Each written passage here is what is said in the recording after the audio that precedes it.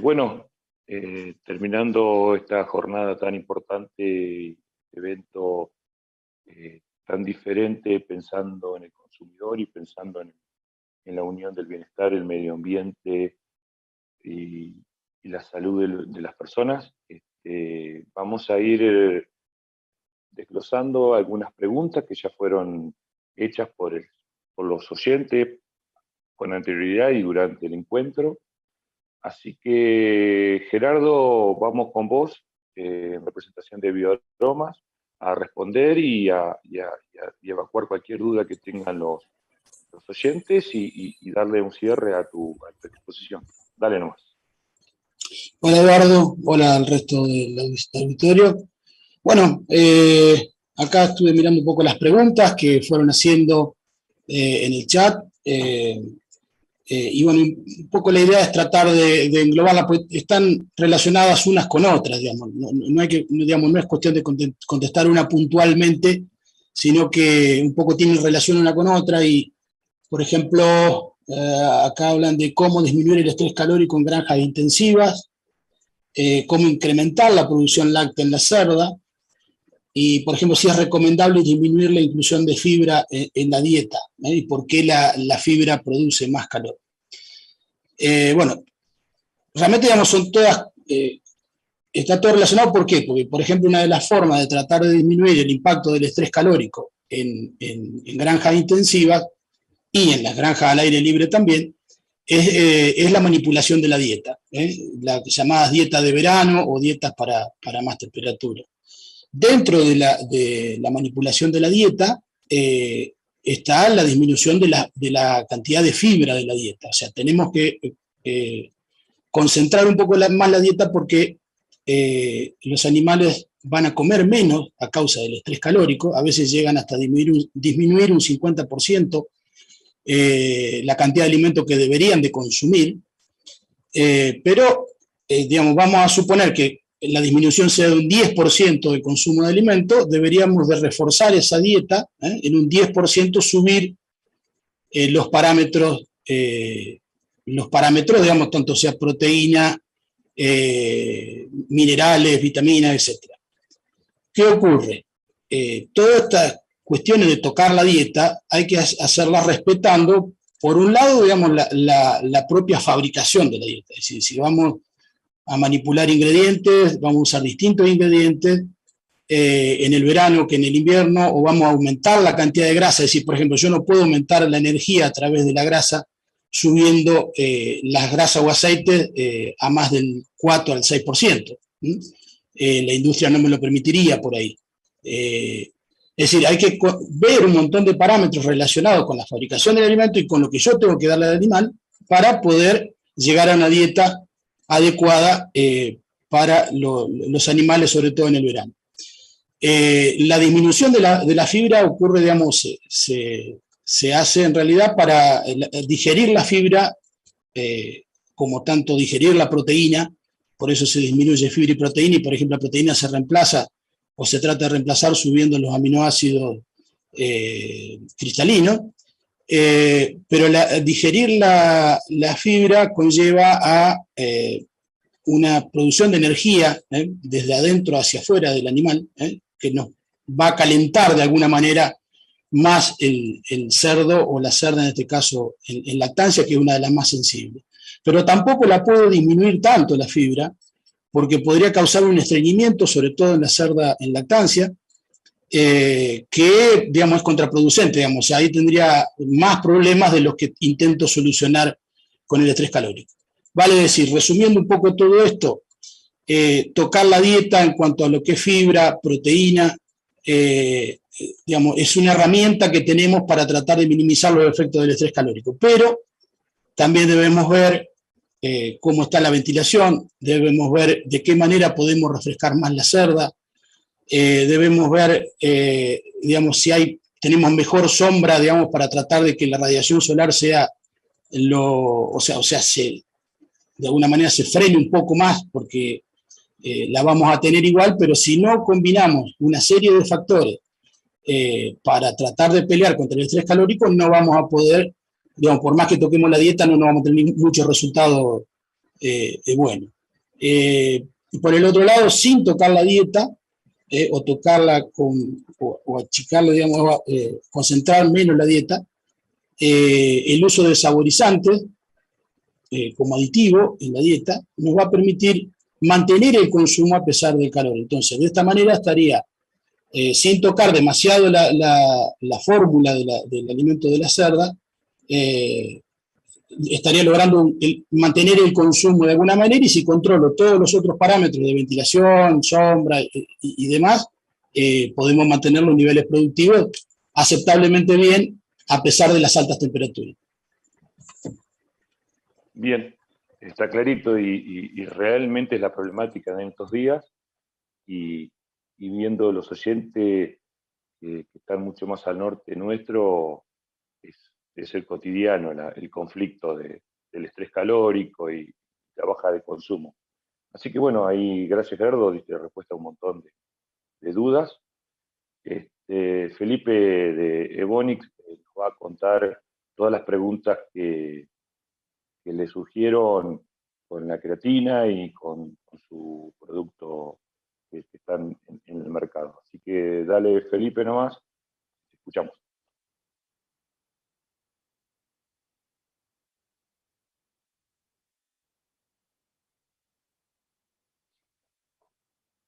No nos está escuchando, me parece. Felipe, ¿estás por ahí?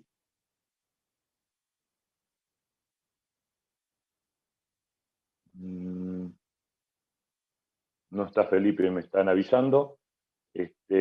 Bueno, seguimos con la rutina, pasamos a Larry. A Larry sí lo veo que por acá.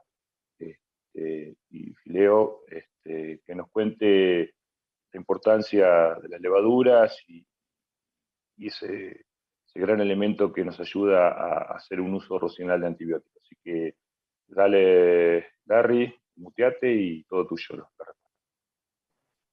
Muchísimas gracias.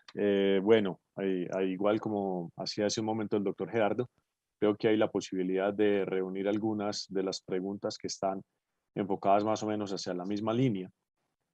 Inicialmente, había alguna por allí que me gustaría iniciar, donde nos preguntaban si alguna diferencia había entre la utilización de levadura de panificación o la levadura de cervecería. Yo creo que es muy importante sobre todo resaltar el primer concepto que hablamos al inicio de la conversación, y es que cuando hablamos de probióticos estamos hablando de organismos vivos. Regularmente cuando accedemos a subproductos de la industria, como la panificación o la cervecería, estamos obteniendo la levadura muerta. Aquí estamos hablando entonces de un organismo totalmente distinto y vale la pena hacer esa diferenciación. Si queremos hablar de levadura viva, como tal, como es el producto del que hablamos, como un probiótico, o si es un subproducto de la industria, y hay una diferenciación. Hablábamos también que habían algunas preguntas que estaban unidas en cuanto a la utilización, si era necesario la utilización de antibióticos y si en algún momento en la industria podríamos llegar a no utilizar más esos antibióticos en el sistema productivo. Aquí se hace necesario, sobre todo, analizar varios aspectos que tienen que ver con los sistemas productivos. Recordemos que esto es, como bien nos decían, y recuerdo en la universidad, son mesas que están soportadas sobre varias patas, 3, 4 patas que soportan los sistemas productivos. Hablamos de nutrición, hablamos de bioseguridad, hablamos de calidad de agua, hablamos de manejo adecuado de residuos, la genética. Y en la medida en que todos estos aspectos estén bien manejados e involucrados, pues tendríamos la posibilidad de ir reduciendo la utilización de esos antibióticos y obviamente procurar por un producto final de mejor calidad, y lo que le apuntamos a este seminario el día de hoy, alimentar un mundo mejor. Y parte pues de esas características de que podamos tener controlados aquellos aspectos que tienen que ver con lo que acabamos de enumerar. En esa medida, la utilización de los antibióticos pudiera ser reducida. Obviamente hay enfermedades, hay agentes patógenos que necesitan que se utilicen estos antibióticos para poder hacer un mejor control. Y otra de las preguntas que había era cuáles eran las alternativas que estaban siendo utilizadas en cuanto al uso de antibióticos y si definitivamente esa limitación de los antibióticos pues pudiera llegar hacia un momento en que fuera limitante. Aquí hemos tocado varios temas y también hemos tocado temas de legislación, temas de leyes, temas de obligatoriedad de cumplimiento, pero creo que también tenemos que hablar más allá de esa reglamentación o esa exigencia o exigencia de mercados, es que hay una responsabilidad productiva. Desde el punto de vista desde la granja, creo que es importante que seamos responsables de cómo estamos llevando esa productividad. Y obviamente se presentan alternativas al uso de antibióticos, ácidos orgánicos, aceites esenciales. Podemos hablar de probióticos como lo hicimos en el día de hoy, prebióticos como es otra de las alternativas, pero me parece muy importante y me parece muy responsable desde el punto de vista técnico y comercial que hay que hacer un diagnóstico en cada uno de estos centros productivos, identificar cuál es el objetivo que yo tengo en mi granja, cómo es el diagnóstico de mis características sanitarias para poder identificar cuál es el aditivo que mejor se adecua a las condiciones que yo tengo. Y como lo vimos al final de la conversación, hay la posibilidad de generar sinergias entre estos aditivos. Yo puedo generar sinergias entre ácidos orgánicos, entre aceites esenciales y obviamente la participación de probióticos, como lo es la levadura, como son las bacterias, como son los bacilos, y es importante que podamos generar esta serie de alternativas. No se trata solo de un solo producto, sino definitivamente poder generar estrategias a nivel de granja, a nivel de cada uno de los centros productivos que así no lo permitan. Una de las preguntas que también había por allí, creo que con esta cerramos la parte que lo que a mí me correspondía, nos preguntaban cuáles eran algunas de las alternativas al uso del óxido de zinc. El óxido de zinc se ha presentado como una opción al control y al manejo de algunos agentes o como un control antimicrobiano. Como todo el desarrollo de la industria en productos nuevos y en alternativas, son productos que necesitan un poco más de investigación, particularmente este producto en cuanto a lo que tiene que ver con la concentración mínima inhibitoria del producto para poder alcanzar los niveles de control antimicrobiano que en campo se requieren. Desde el punto de vista profesional y desde compañía, siempre recomendamos a los productores partir de un análisis de un antibiograma en su granja, poder identificar qué agentes patógenos están presentes. A partir de ahí, identificar cuáles de los antibióticos que están utilizando en su granja son realmente eficientes o que esas bacterias presentan susceptibilidad y desde esos dos puntos de vista, una vez realizados, poder identificar cuál es el aditivo no antibiótico que puede ser más eficiente. Entonces, más allá de identificar cuál es la alternativa a un solo producto o a un solo antibiótico, creo que vale la pena hacer un diagnóstico muy eficiente en granja, partiendo de identificar, repito, cuáles son los agentes bacterianos que nos están afectando y a partir de ahí identificar si los antibióticos que estamos usando son eficientes. Una vez identificado esto, podemos entonces recurrir a un acompañamiento técnico que nos digan entonces qué tipo de probióticos, qué tipo de prebióticos o qué tipo de agentes no antibióticos pueden ser eficientes para resolver los inconvenientes que se pueden presentar desde el punto de vista de contaminación. Creo que por este lado pues quedamos resueltas con las inquietudes y quedamos de nuevo prestos a cualquier otra que se pueda presentar. De nuevo mis agradecimientos desde mi parte de Larry Polo y desde mi compañía Fileo y esperamos seguir acompañándolos nuevamente en las siguientes jornadas. Gracias, Larry. Sí, eh, en tus manos está la máxima duda, una de las máximas dudas de los consumidores, de si me voy a contaminar, no me voy a contaminar con los antibióticos y el maltrato de los animales. Y vos diste muchas respuestas con respecto al consumidor y con respecto al futuro de los cerdos, ¿no?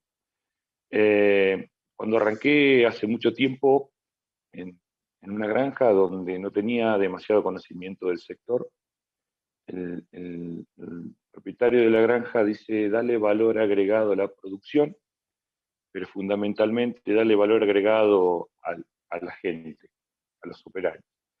Y desde hace mucho tiempo es la materia por excelencia, el valor agregado a la producción, es darle valor agregado a la gente y Gastón pone en palabras lo que muchos productores y muchos técnicos no podemos llegar. Entonces, te quiero agradecer, Gastón, por poner en palabras de muchos cómo acompañar este proceso productivo, porque está muy lindo el probiótico y el antibiótico o el saborizante, pero si no le generamos ese valor a los operarios, no tiene sentido. Así que gracias por ser el facilitador y escuchamos tu respuesta a las preguntas.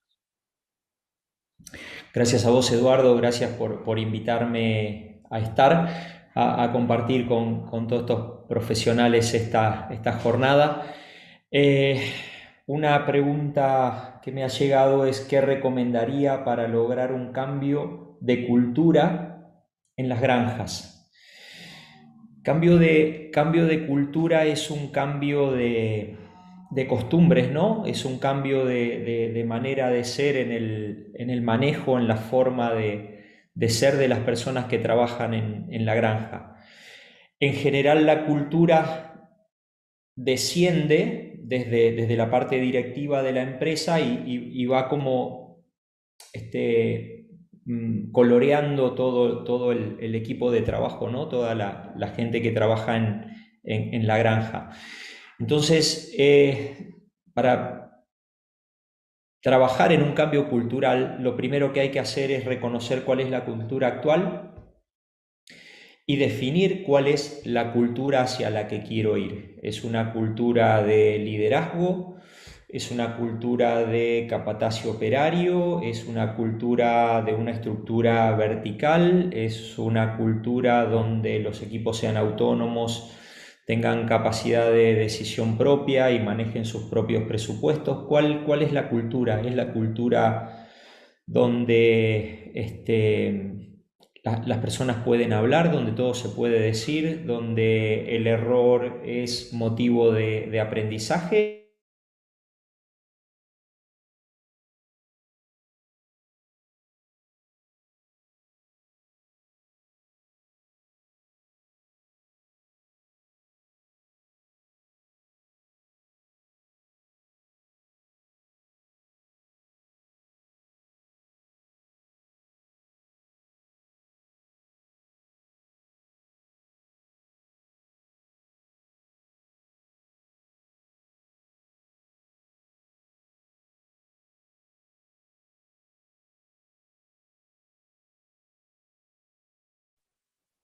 Sí, me parece que a Gastón se le cortó la, la señal. Vamos a ver si la puede retomar. Vamos a ver si él la puede retomar. Si no, vemos que Hernán también no está en línea. Hernán, ¿estás por ahí? Estoy aquí. Ah, ahí está, bueno, sí. Podemos, mientras que Gastón retoma, podemos podemos responder lo que te hicieron a los oyentes.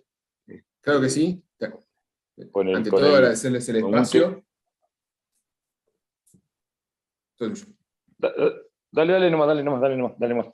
Sí, no, bueno, no quería interrumpir, discúlpame, pero sí, un tema que afecta significativamente a la producción y muchas veces no es tan fácilmente visible cómo impactan las moscas sobre el sistema productivo.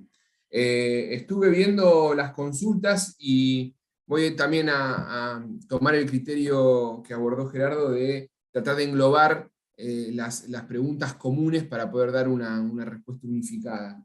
Pero el principal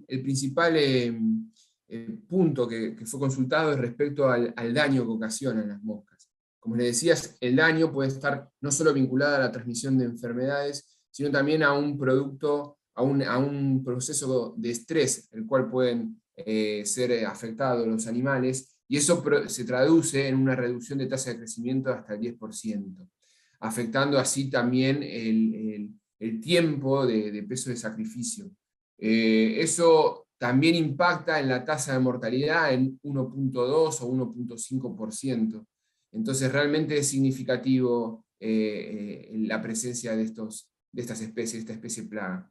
En el día de ayer me llegó también, a través de los organizadores, un video de una situación de un establecimiento en donde se veían un montón de moscas sobre una pared, ¿no? estaba lleno de animales, y en las paredes y en los marcos de las ventanas estaba lleno de moscas. En el video no se visualizaba bien, haciendo un pequeño detalle, se puede identificar que no era mosca doméstica, que eran otro tipo de moscas dentro de la familia, los que se conocen como fóridos. Y es interesante este dato, porque preguntaban particularmente qué hacer en ese tipo de situaciones. Nosotros enfocamos la charla específicamente en el manejo integrado de mosca doméstica, destacando las principales herramientas para el manejo de mosca doméstica. En el caso de los fóridos es similar el ciclo de vida. Las larvas también se van a encontrar en zonas donde hay materia orgánica con humedad, pero son mucho más susceptibles a insecticidas residuales, sobre todo en las zonas de reposo. Se veía en ese video una pared tapizada de moscas. La aplicación de insecticidas residuales, insecticidas que, aclaro, tienen que tener el marco legal para ser utilizados en ese ambiente, están certificados para ser aplicados en ese lugar con un certificado de SENASA que avale el uso en ese lugar, que promuevan la residualidad en ese ámbito, son fundamentales. Y dentro de esa promoción de residualidad se destacan ciertos tipos de formulaciones, de formulados, donde los floables y los microencapsulados son dos tipos de formulaciones que deberían priorizarse al momento de elegir una herramienta química para esos entornos. Entonces, repasamos brevemente el tópico general de la charla. Dentro del concepto de manejo integrado tenemos los tratamientos espaciales para control de las moscas que están volando en el ambiente, con el objetivo de utilizar un equipo con gota pequeña y un producto que tenga buen volteo. Ahí las formulaciones a priorizar son los concentrados emulsionables. Los productos de buen volteo, en líneas generales, van en la línea de los piretroides, sobre todo aquellos piretroides que están potenciados con sinergizantes como el tóxido pipronilo. Eso promueve mucho el volteo y ayuda a evitar que aparezcan rápidamente fenómenos de resistencia. Por un lado, entonces tenemos esos tratamientos espaciales. Los tratamientos residuales, aplicados en lugares estratégicos donde visualizamos que las moscas, están reposando en esos lugares, los sitios de reposo, que los que se conocen. Y esto aplica no solo a mosca doméstica, sino también a fóridos, como les estaba explicando, donde en este caso los floables y los microencapsulados son una respuesta a esa pregunta. Y después, fundamental para solucionar el 90% del problema, es el control de las larvas. Ubicar dónde están las larvas. Llegado el caso de que se encuentre en el manejo del residuo o donde haya acumulación de materia orgánica, es clave encontrar esa zona y aplicar el grupo de insecticidas conocidos como IGRs, que son un grupo de moléculas con bajísima toxicidad en mamíferos y que promueven, tienen una residualidad de más de 30 días, 37 días, hay estudios que demuestran esa residualidad, que afectan a las larvas, por mecanismos precisos que solamente actúan dentro de esos insectos. Por ende, esa larva nunca llega a adulto. Si solamente nos enfocamos en controlar al adulto y no controlamos a la larva, va a seguir proveyendo esos sitios de cría de adultos y el problema va a seguir estando. Vamos a tener que, como consecuencia de ello, hacer más tratamientos, más frecuencia de aplicación para eliminar adultos de manera no eficiente. Entonces tenemos que recurrir a este tipo de complementos. ¿Cómo podemos medir esa presencia? Y ahí aparecen las técnicas de monitoreo, ya sea con placas adhesivas de colores, el color amarillo recuerden que es muy, muy atractivo para las moscas, y las trampas físicas, que pueden tener cebos alimenticios, con estos sistemas one way, que son una especie de cono que la mosca entra y no sale, y permite cuantificar a la plaga. Entonces sabemos qué tenemos y cuánto tenemos en un momento particular, y vamos a ir viendo la proyección semanal a medida que avanzamos con las distintas implementaciones de estas estrategias de control. Bien, gracias Hernán. Un tema tan complejo y no, nunca, o poco tocado, las es tan simple que hasta parece fácil manejar las moscas. Y es todo un conflicto que se genera dentro de las granjas y dentro del personal. Y yo recuerdo cuando tenés que hacer un diseño de una granja, las casas de los operarios tenés que ponerlas fuera de la línea de la dirección del viento de los corrales o de los galpones, precisamente para no generar conflictos familiares y las moscas entren en las casas de los operarios o en las piletas en verano. Así que sí, los es simple a una situación tan compleja y tan de bienestar personal y del animal. Así que bueno, gracias y ahora vamos a seguir con Jorge Ramírez de la Asociación Paraguaya de Cerdos, donde al comienzo contaba una experiencia que hace un tiempo las barcazas de cereal pasaban poquito por el río Paraná, y ahora no voy a decir que casi se chocan, parece una avenida de Buenos Aires, pero la evolución que ha tenido y la exposición de la Asociación de Paraguay realmente nos pone de buen gusto, nos pone de buen humor, porque la energía que diseminan es impresionante. Así que dale, Jorge, con las preguntas y mostrarnos cómo están creciendo tan vertiginosamente. Muchas gracias, Eduardo, también a todos los compañeros que están aquí en el panel. Bueno, en Paraguay realmente estamos muy contentos con el avance y el crecimiento de la producción de cerdos. El clima de negocios y el clima de producción en nuestro país realmente hace de que la porcicultura tenga un presente, ¿verdad?, muy bueno, y también un futuro realmente auspicioso. Entonces, lo que se está dando hoy en nuestro país, un país mayormente de producción agropecuaria con altísimo volumen de producción de granos, decía también en la charla, ¿verdad?, con un índice demográfico súper interesante, mayormente jóvenes, y con algo muy particular que se está dando, que los jóvenes no solamente prestan atención a las oportunidades de trabajo y de desarrollo en las ciudades, sino también hay una corriente de generar empleo o gusto por el trabajo en el campo, en sus zonas, ¿verdad? En sus ciudades, en sus pueblos. Entonces, hace que los inversores apuesten a la producción de cerdo, ya sea invirtiendo en granjas o en frigoríficos o en alguna planta procesadora.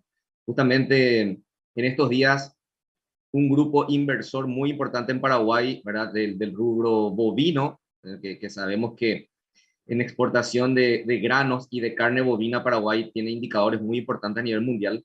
Este grupo decidió invertir 50 millones de dólares en un nuevo frigorífico en uno de los departamentos más productivos del país, para comenzar a faenar y triplicar o cuadruplicar la faena de cerdos en el país. Entonces, es como muestra un botón, ¿verdad?, pero importante, de cómo está creciendo la producción de cerdos en nuestro país.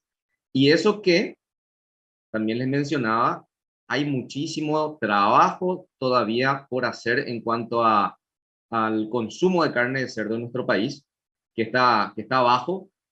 Triplicamos el consumo a nivel interno cuando nos comparamos a nosotros mismos hace 10 años atrás, pero cuando nos comparamos con los vecinos y con otros países de la región y el mundo, todavía hay muchísimo que hacer. Nosotros estamos llegando recién a 9 kilos per cápita, de los cuales más de la mitad son embutidos, el resto es carne. Bueno, nuestros vecinos Argentina, Brasil y un poquito más al norte también, los indicadores están muy por encima. Entonces, hay todavía mucho trabajo que hacer. Justamente la semana que viene hay una reunión del sector público-privado, donde estaremos analizando las estrategias de la campaña nacional de consumo de carne de cerdo en Paraguay, que somos uno de los últimos países en desarrollar esta campaña, pero que comienza en el 2022. Y detrás de eso, obviamente, toda una adecuación, ¿verdad?, y un acomodo que se da en toda la cadena de producción porcina, desde la provisión de granos hasta el servicio sanitario y todos los servicios que vienen detrás de la producción. Veíamos también en Paraguay el fenómeno se da todavía de que estamos súper atomizados en la producción de cerdo. Apenas 160 grandes empresas y hay más de 40.000 pequeñas fincas que están haciendo producción de cerdos.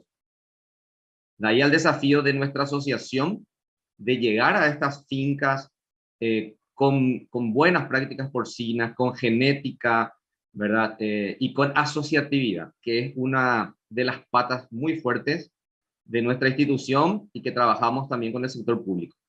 tenemos que nuclear a los pequeños productores, traspasarle tecnología y know-how, de manera que también ellos formen parte de esta cadena formal de producción de cerdos, porque en eso estamos, formalizando la producción, ¿verdad? Y consolidando la industria, ¿verdad? Hacia ahí también venía un poco algunas preguntas que me hacían en el chat sobre el proceso de formalización en Paraguay, que, bueno, históricamente fue un país altamente de producción bovina, pero que hoy día, por el clima tan favorable, bueno, muchos inversionistas y muchas empresas nacionales e internacionales le han puesto ojo al sector para comenzar a producir cerdo.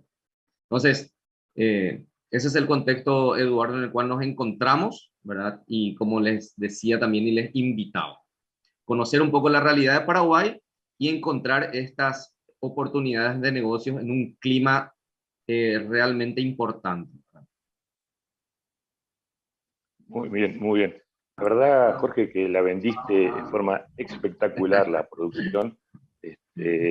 Un consejo de alguien que está luchando, y con Fernando, que lo vas a escuchar en un rato también, la legislación. Traten de normalizar y legislar todo porque Ahí, si pues, no se genera una inseguridad, lo muteé, no es imposible. Hola, hola, hola. ¿Me escuchan? Sí, sí, perfecto. Ah, ok. No, que te decía que traten de legislar, porque nosotros no podemos crecer como quisiéramos, porque no tenemos una legislación que regule el bienestar, que regule la nutrición, el uso racional de los antibióticos. Entonces, solamente voluntad de los productores, de todos los técnicos, de las empresas, y eso hace muy difícil el crecimiento. Como consejo, te digo eso nada más, de que hace mucho que estamos peleando para que el poder político nos ordene un poquito más, y desde la distancia entre granja hasta el volumen por metro cuadrado.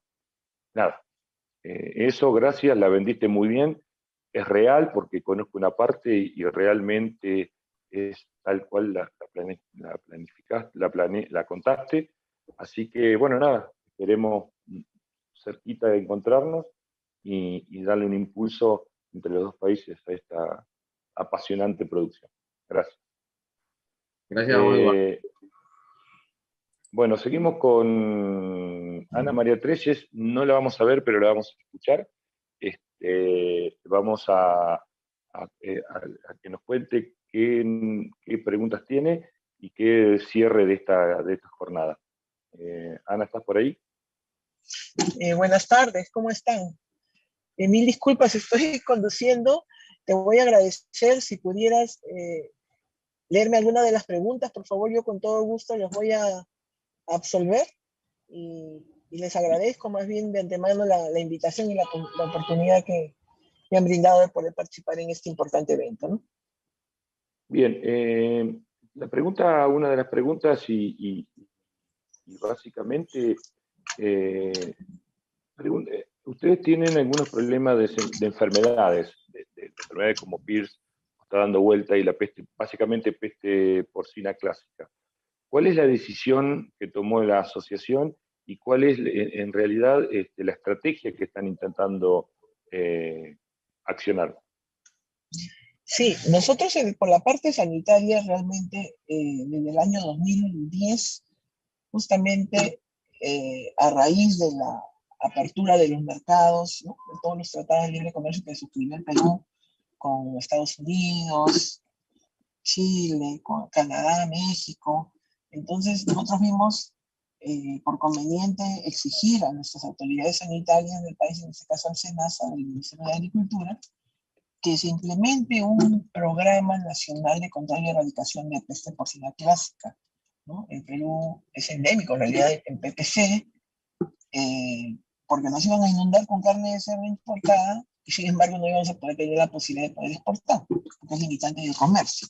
Entonces, se pudo implementar este programa, ya tenemos casi realmente trabajando 10 años, la atomización de la producción realmente en el Perú es bastante alta, ¿no? Tenemos cerca de 600.000 pequeñas unidades agropecuarias con cerdos. Sin embargo, la producción tecnificada de nuestras granjas asociadas, que en este momento son cerca de 48 empresas, contribuyen prácticamente con el 75% de la carne que se oferta a nivel nacional. Entonces venimos trabajando con el SENASA siempre en forma muy estrecha, tenemos un reglamento sanitario porcino que justamente nos da todo el marco para poder seguir trabajando y proveer cada vez más de la proteína como tan saludable y sabrosa como es la carne de cerdo. En el caso del PIRS, efectivamente, bueno, para terminar, perdón, PPC estaríamos ya declarando, Dios mediante, en el año 2023, cerca de 13 regiones de nuestro país como zonas libres de PPC, ¿no? Ya el próximo año, en el cronograma de SENASA figura, se va a dejar de vacunar todas estas regiones, porque hay varios años que no se presentan casos, entonces estaríamos declarando regiones importantes del país como libres y poder tener en este caso la posibilidad del acceso al mercado de exportación.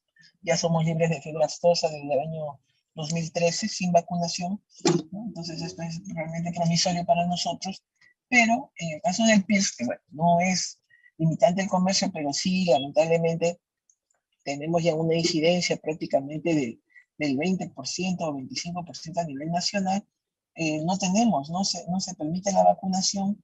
Tenemos trabajando un plan piloto con el SENASA justamente para hacer el monitoreo en regiones importantes del país donde se producen, donde están las granjas nuestras asociadas sobre todo, porque es a quienes tenemos que darle la prioridad del servicio técnico, ¿no? Del apoyo. Contamos con el asesoramiento de la doctora Laura Batista, que es una autoridad mundial en PIRS, y estamos trabajando en ese sentido para poder controlar y en segundo término eliminar el PIRS del país. Bueno, gracias. Y sí, evidentemente es una cuestión de Estado, ¿no? Es una cuestión de Estado la sanidad y la evolución de la producción. Sin eso, y creo que de la asociación veo que están generando el ámbito y están generando las condiciones como para salir de esta situación y poder pegar el salto de calidad y de cantidad de la producción ahí en Perú. Así que bueno, gracias, cuidado al manejar y nos estamos viendo, escuchando en otra oportunidad. Muchísimas gracias. Bueno, terminando la jornada y de los disertantes, Fernando Vilela, para mí es un gran referente técnico, un gran referente personal. No puedo ser muy objetivo hablar de él, pero Fernando, escuchamos algunas preguntas que te han hecho y las respuestas. Muchas gracias, Eduardo. Bueno, de la misma manera, gracias por la invitación al equipo de Hora y todos ustedes que me permitieron comunicar algunas ideas. Bueno, yo tampoco podría ser muy objetivo con Eduardo y su impacto sobre el sistema productivo nacional, ¿no? Así que bueno, estamos a mano en ese sentido. Preguntas que tengo tienen que ver con otro foco diferente de los especialistas, los grandes especialistas que hablaron recién, que tiene más que ver con lo económico y con la bioeconomía, ¿no es cierto? En algún aspecto, qué está pasando con el crecimiento de la producción en términos sudamericanos y ahí lo que tenemos es un crecimiento, recién escuchábamos lo que está pasando en Paraguay, pero está también creciendo Argentina, está creciendo Brasil, Chile.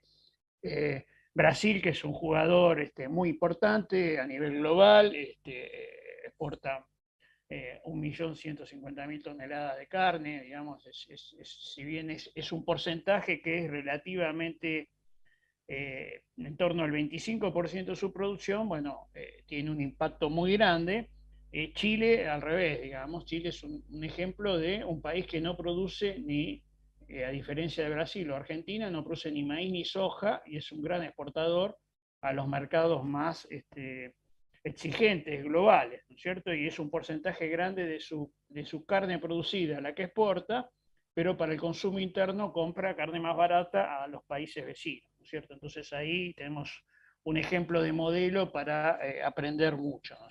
Por otro lado, me preguntan sobre economía circular, ¿cierto? Y bueno, la producción porcina, en el contexto de los requerimientos globales, ambientales, lo que mencionaba recién hace un rato Eduardo, el tema de normativas, etcétera, si no se percibe como un sistema que se acople a la economía circular, a la bioeconomía, va a tener problemas, ¿cierto? Ya las producciones de carnes en general están siendo cuestionadas muchas veces sin un fundamento científico, pero bueno, cuando estamos hablando de concentraciones importantes de animales, de eyecciones, etcétera, ahí hay que no depender de la buena voluntad de los empresarios, que suelen hacer las cosas bien, sino también de una normativa nacional que de alguna manera ordene esta cuestión. Ese fue un conflicto que en Argentina durante los últimos meses estuvo muy presente a partir de alguna idea de inversiones que chinos harían en Argentina y donde, bueno, se atacaba por ese lado y me parece que hay una carencia a resolver desde lo normativo que cuando uno mira los argumentos que estaban en contra, verdaderamente se caían fácilmente porque no tenían sustento. Pero bueno, fue una argumentación que se llevó adelante. Con lo cual, acoplar esta producción con sistemas en los cuales a partir de se puede generar bioenergías a partir de los propios estiércoles, me parece que es una necesidad. No va a haber oportunidad hacia mediano o largo plazo si no está asociado a este sistema. Y otros aspectos que están reclamando los consumidores globales que expertos anteriores ya mencionaron, ¿no? Ciertos temas que tienen que ver con el bienestar animal, con aspectos vinculados al tipo de infraestructura en la cual se crían, espacios, etcétera, etcétera. Con lo cual, yo estoy convencido que uno tiene que mirar el consumidor más exigente, que es lo que está pidiendo, y ir ordenando lo más rápido posible la producción para hacer frente a esas exigencias, porque lo más cómodo puede ser plantearlos como que son finalmente una parada arancelaria o algo por el estilo. Lo cierto es que lo que hoy es así, dentro de 10 años va a ser una realidad para cada uno de los consumidores globales. Así que mi mensaje es mirar atentamente qué está pasando en la mente de esos consumidores y tratar de reflejarlo en nuestros sistemas. En el punto de vista de Argentina tenemos una ventaja desde lo ambiental que nuestras materias primas, maíz y soja, tienen las huellas ambientales menores contra las cuales se haya comparado, ¿no? Y entonces, cualquier producto que se origina a partir de un insumo que tiene esas características va a tener esas ventajas arrastradas en sí mismo. Así que, bueno, creo que el tema ambiental que va atravesando estas cuestiones es una oportunidad positiva para ambientes como los nuestros, si tenemos la inteligencia de tomarlo y adecuarlo e incorporarlo en el día a día de nuestras acciones. Así que bueno, muchas gracias Eduardo y felicitaciones por la actividad que ha sido muy, muy positiva. Bueno, gracias, Fernando. Bueno, estaríamos cerrando. La buena noticia es que nos pasamos el tiempo, significa que cada tema fue importante, cada tema nos fue llevando. Así que gracias a todos los organizadores, gracias a cada uno de ustedes, Gerardo, Felipe, Larry, Gastón, Fernando, Jorge, Ana. Gracias a todos ustedes por darle una vuelta más de rosca a este gran objetivo. Así que los saludo a todos, esperemos encontrarnos nuevamente y vamos por una mejor producción. saludable y amigable con el medio ambiente. Hasta la próxima y nada más. Y felicitaciones. Hasta luego.